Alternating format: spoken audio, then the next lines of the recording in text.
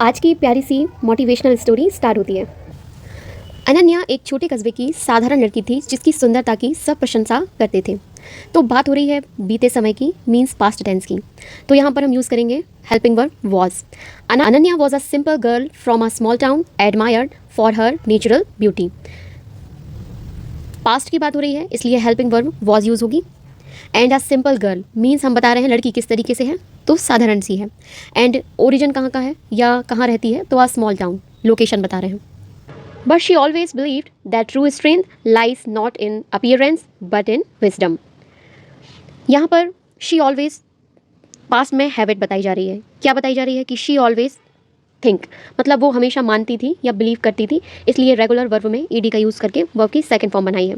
क्या मानती थी? True strength. स्ट्रेंथ मीन्स होती है ताकत। ताकत किस में है?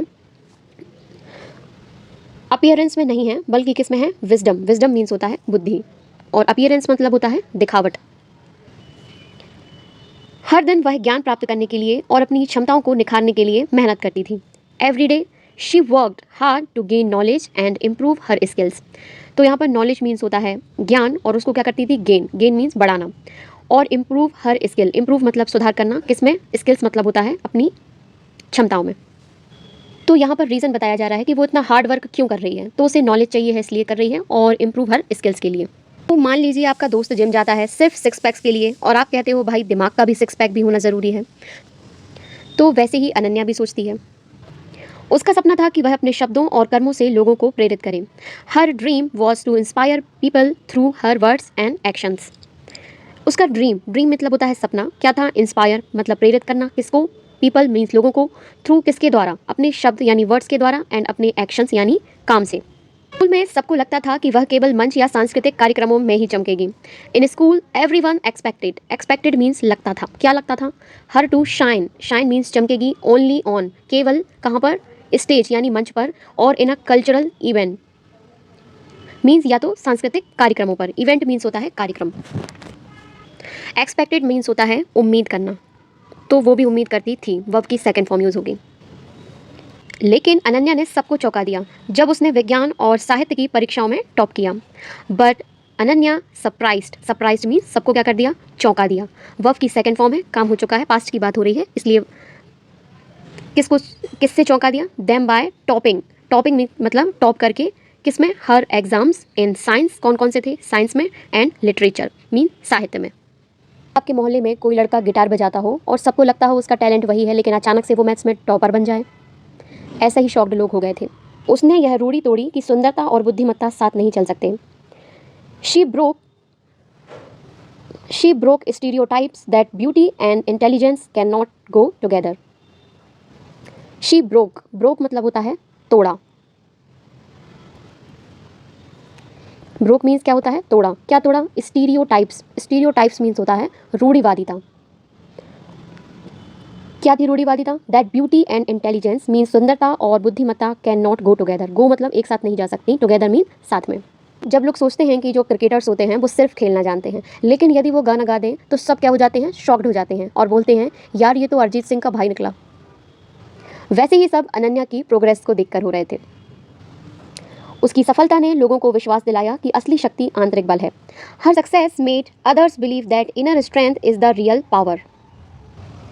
मेड, मेड का मतलब होता है कारण बनना।